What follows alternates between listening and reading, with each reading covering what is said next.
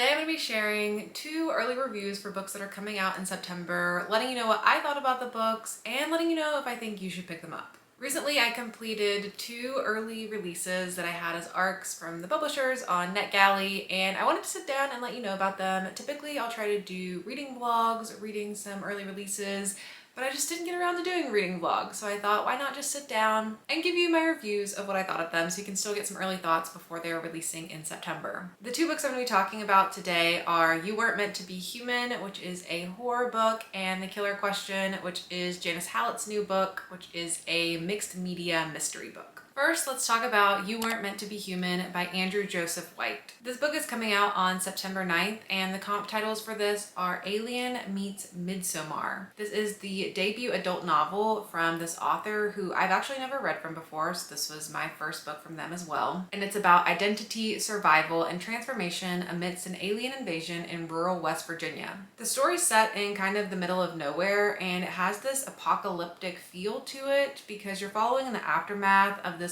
weird thing that's happened where there are all these flies and bugs that have sort of taken root in the town and developed a sort of cult following. Your main character is a trans guy named Crane, and Crane is one of the Hive's followers. So he is devoted to these bugs. He is part of this cult. As a follower, you can sort of hear what the bugs are thinking. It's a very strange, bizarre setup. Crane has found a lot of peace and community in this cult with these bugs because as a trans person, Crane was going through a lot of things growing up with just not feeling at home in his body or accepted with his community and the people around him. And he has a lot of trauma from that time, and that is something that's very present in his mind, and he's constantly thinking about these things. For a long time, he didn't want to speak, and now that he is a part of following these bugs, he no longer speaks, so he is nonverbal. In this community, Crane meets this guy named Levi, and they develop a relationship. And the story really kicks off when Crane realizes that he is pregnant with Levi's baby. This is something Crane very much does not want. This causes a lot of body and gender dysmorphia for Crane. He wants to terminate the pregnancy, but Levi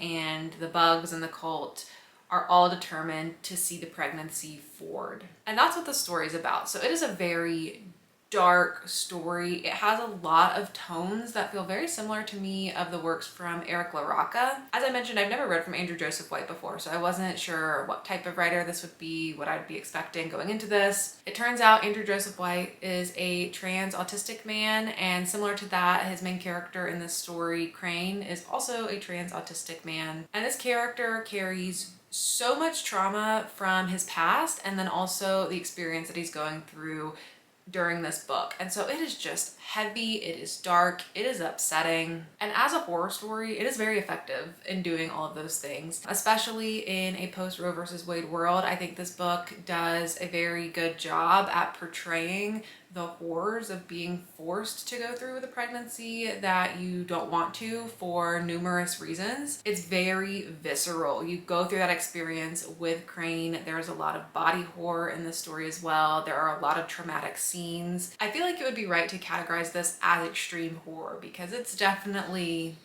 extreme. That being said, I don't think this book is going to be for everyone, and I don't really honestly think it was for me. I did not know exactly what I was getting myself into with this one. Hearing that it was Alien meets Midsommar and this cult and the bugs, that was just, you know, maybe not setting me up exactly for what I was getting in the story. I do think it's effective at what it's doing. It is super dark, it's super upsetting. It is definitely a book that could spark a lot of conversation and thought, and this is a book that feels very personal to this author. So I can appreciate it for all of those reasons. I did not put a rating on it myself personally because my rating scale is typically related to my enjoyment level of a book. And with a book like this, I was not enjoying it. It was actually very upsetting and difficult to read at times, but that doesn't mean I didn't think it was a good book. So there was no star rating that I felt would make sense on my scale, and when I have a book like that, I just don't put a rating on it and I call it a day. So hopefully that explanation of it can give you a sense of if you think this book is going to be for you or not, if it's something that you think you should pick up. I think if these are themes that sound interesting to you, I wouldn't hesitate to recommend it to the audience that is looking for a book like that. The other September release that I read recently was The Killer Question by Janice Hallett. And this is an author I am extremely familiar with. I've read every published work by Janice Hallett so far, with the exception of the middle grade story that I think came out very recently. So I've read all of her adult stuff, and I love Janice Hallett. I would say Janice Hallett is definitely one of my favorite authors. I think she is doing such a cool thing in the genre by consistently writing mixed media mysteries. Those must be so challenging to craft, especially the ones that really lean into the mixed media element and do something really unique and interesting with how the story is being told, and like certain surprises that come in the story that could only be done if it was told in the way that it was. So I really appreciate her work. I always get excited to pick up another book from her, and I was extremely excited to pick up The Killer Question, which is coming out on September 23rd. This mystery centers around two characters named Sue and Mal Eastwood who run a pub in a rural area, and every week they do a pub quiz, or what you might know in the States better as a trivia night. They're a part of this community of other people who own these pubs and who also do these quizzes, and so the story is told through text messages and emails between all these pub owners and the people who come and play in the trivia night each week. And the people who do this take it extremely seriously. This is very important to them. At Sue and Mal's pub, which is called The Case is Altered,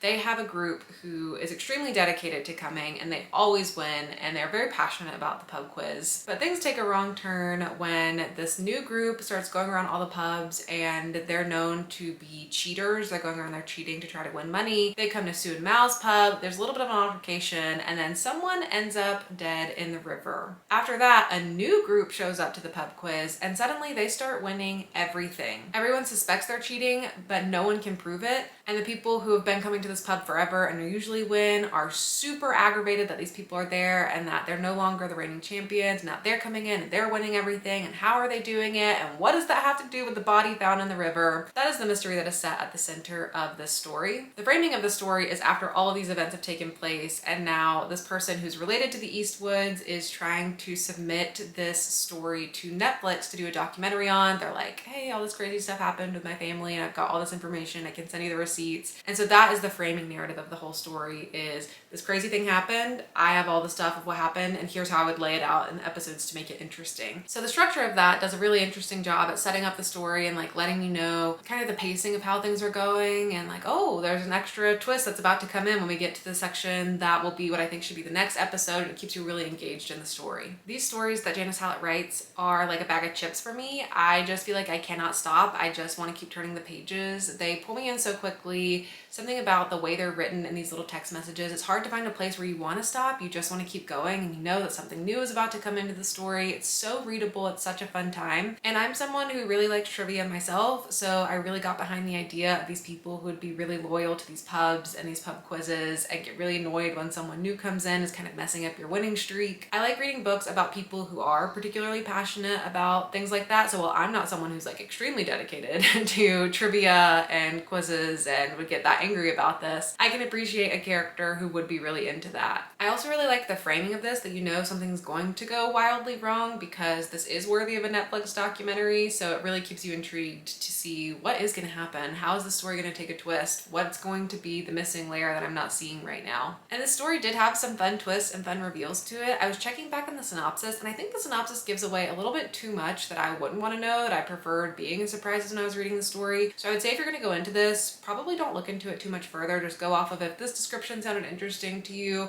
then I'd say go ahead and pick it up. Because with Janice Hallett books, you can always expect a couple reveals, a couple twists, and it's nice to just go into the story and let it see where it's going to take you. She's built up enough trust with me as a reader now that I just go into her books, I know I'm going to have a good time, and I definitely had a good time with this one. And for my rating of this one, I ended up giving it a 4-star. Across all of the books I've read from her so far, these are all my ratings. My favorites are definitely The Mysterious Case of the Alperton Angels and The Appeal. Behind that comes The Examiner and now The Killer Question. And then my least favorites are The Twyford Code and The Christmas Appeal. But even with my least favorites, nothing from her has gotten below a 3-star for me. So I just really enjoy her books. And I think if you've enjoyed any of her stories, definitely pick up The Killer Question. I think you'll have a good time with that one as well. If you're just getting started with Janice Hallett, I obviously am going to recommend The Mysterious Case of the Alperton Angels or The Appeal because those are my two favorites. I think The Mysterious Case of the Alperton Angels is the most impressive impressive for me of what she's doing in her storytelling and the nature of the story and the twists that come together. I do think the appeal is a general sort of crowd pleaser. If you like mysteries, if you are interested in the idea of mixed media, I think it's just a pretty universally enjoyed story. So those are my thoughts on some of the recent arcs I read this month, getting ready for September. Let me know down in the comments below if I convinced you to pick either of them up. Were they already on your radar? Did I add them to your radar? Or did I make you maybe question if you want to read them at all? And let me know what you thought about this style of video that's a little bit different, where I'm just sitting down and giving some reviews versus a reading blog, if you prefer one over the other. I've been so busy lately that I just haven't had as much time for picking the camera up, so this is something that worked a little bit more of my life being a little bit busier. I don't know if I prefer one way over the other necessarily. It's just what happened to work well this month to still be able to give you some updates on what I'm reading, to tell you about some books that are coming out soon, and give you some early thoughts if you're curious to know what I thought about them. But that is it for me. Thank you so much for watching, and I'll see you all in my next video.